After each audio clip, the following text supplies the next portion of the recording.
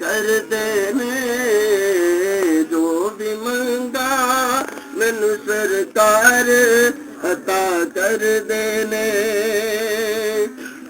हर इज्जतां दा सदा ओना दे गल विच रहना,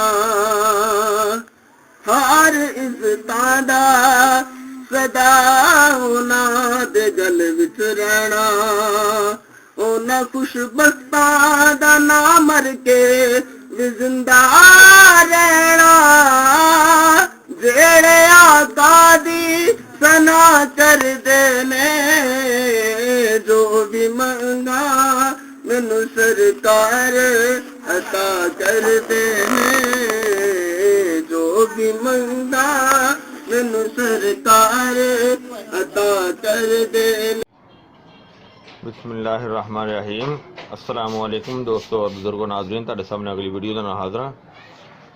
देख रहे हो तुहाडे सामने जिहड़ा असीं फार्मूला रखा है, ये जनाब अलसी दे लड्डू तैयार करन लगे हैं, जिहड़े कि बहुत ही लजीज, मज़ेदार, टेस्टी और ज़बरदस्त ताकतवर, जिहड़े कि छोटे वड्डियां दी, बुढ़ियां दी, लेडीज़ एंड जेंट्स सब दी पसंद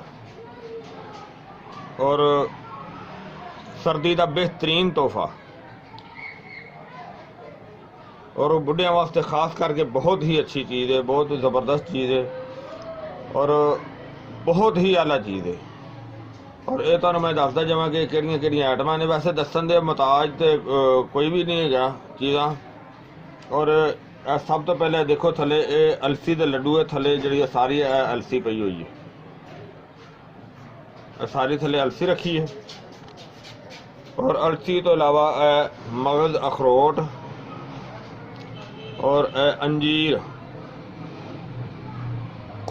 और अंजीर तो अलावा बाकी चीज़ां जिहड़ियां तुहाडे सामने ने।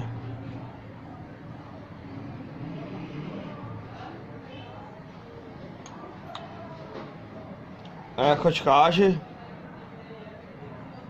और काजू,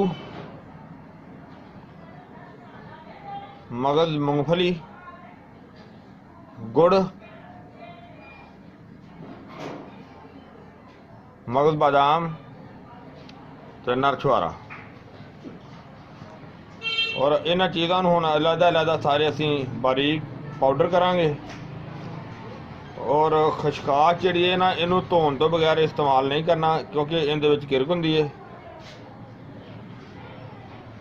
और इहदे तो अलावा नर छुहारे और जिहड़ी अंजीर है, इनू असीं पानी च भिगो दिंदे हां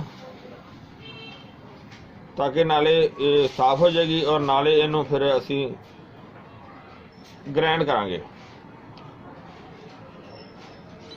जिहड़ा विच अज़ान होण लग पई सी इस वजह तो ना वो वीडियो का स्टैप बन गया। अच्छा, एक अंजीर और नर छुहारा इन्होंने असीं अलहदा पानी च अलहदा भिगो देंगे और कुछ देर भिगोने तो बाद फिर इन्हूं ग्राइंड करांगे। और बाकी जिहड़ियां खुश्क चीज़ां ने उन्होंने अलहदा ग्राइंड करके तो सारा क्लीयर करके फिर तुहानूं दिखाने आ। तो हुण असीं बिस्मिल्लाह पढ़ के ते इन्हां सारिआं नूं ग्राइंड करना शुरू करने आ ते जिहड़ियां चीज़ां पानी वालियां वो पानी च रखने आ।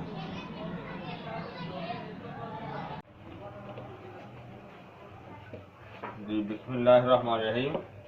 असीं इहनूं माशाअल्लाह शुरू कर दिता है, चूल्हा चला दिता। सब तो पहले इधर जो है इनू देसी घी शामिल किया, जिहड़ा कि बेहतरीन गाय का बनाया होया,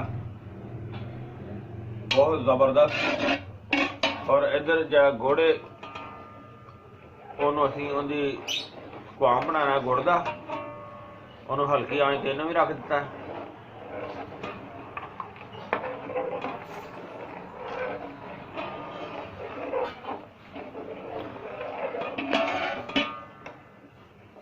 फिर भी हिलाते रहेंगे।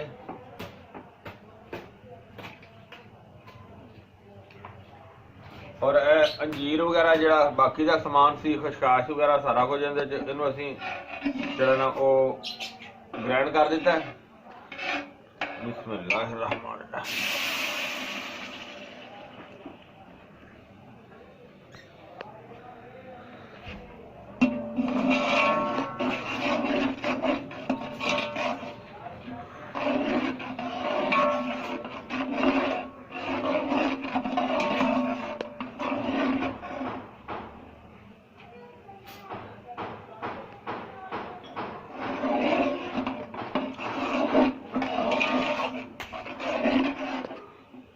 ਅਸੀਂ ਇੰਤਜ਼ਾਰ ਕਰਨਾ ਬਰਾਉਨ ਹੁੰਦਾ, ਅੱਗ ਥੋੜੀ ਜਿਹੀ ਤੇਜ਼ ਕਰ ਦਿੰਦੇ।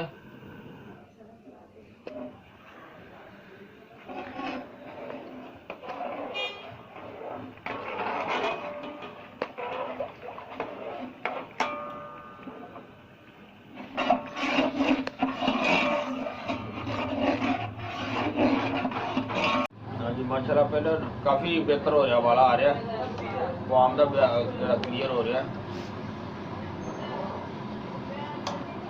और माशाल्लाह ब्राउन हो गया, बहुत ज़बरदस्त हो गया। और हम असी इलाची दाना कढ़िया, इलाची दाना शामिल कर देने। और इस अलावा जो असी अखरोट वगैरह, मूंगफली, मगज सारा कुछ पीसिया सी, काजू वगैरह अलहदा जो बिस्मिल्लाहिर्रहमानिर्रहीम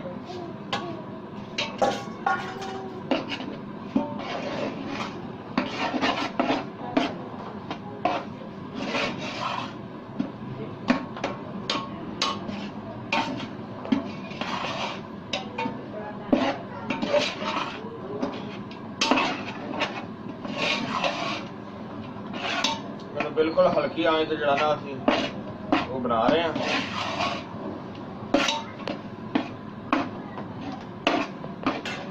अब थोड़ी तेज कर देना और बाकी जड़ा साडा अलसी पाउडर बिस्मिल्लाहिर्रहमानिर्रहीम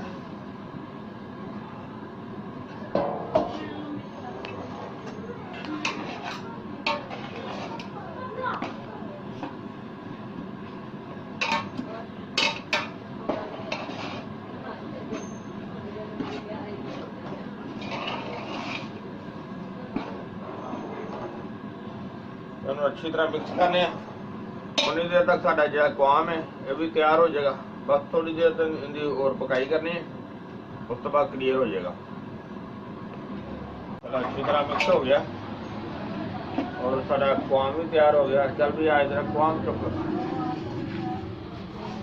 चुपके दे जरूर उठा दे इस थोड़ा जा।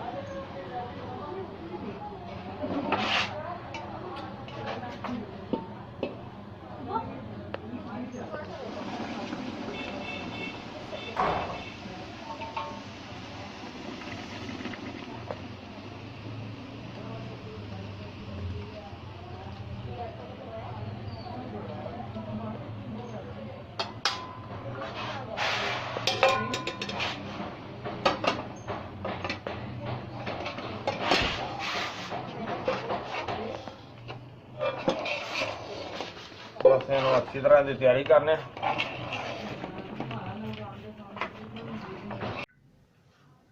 माशाल्लाह माशाल्लाह माशाल्लाह बहुत ज़बरदस्त, बहुत ही आला और बहुत टेस्टी चीज़ तैयार हुई है।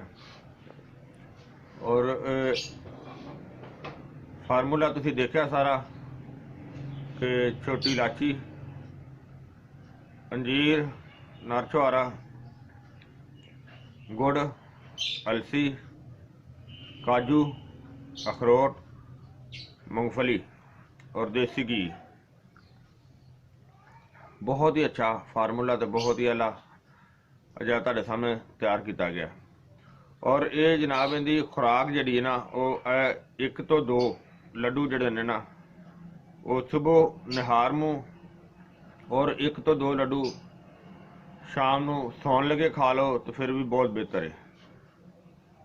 और इस तो बाद 1 कप गर्म दुध का।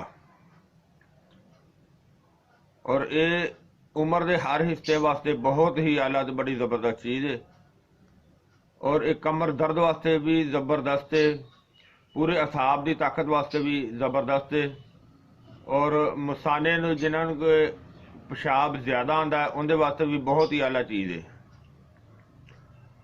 और वैसे भी एक असाबी टॉनिक है और छोटिया वड्डियां दी सब दी पसंद है। मैं उम्मीद करना कि मेरी वीडियो दोस्तों को अच्छी लगी होगी। इन्हों तुसी लाजमी लाइक करियो, शेयर करियो और सब्सक्राइब करना बिल्कुल ना भूलना। इंशाल्लाह अगली वीडियो ना फिर मिलेंगे। इजाज़त, अल्लाह हाफिज़, अस्सलामु अलैकुम वरहमतुल्लाहि वबरकातुहू।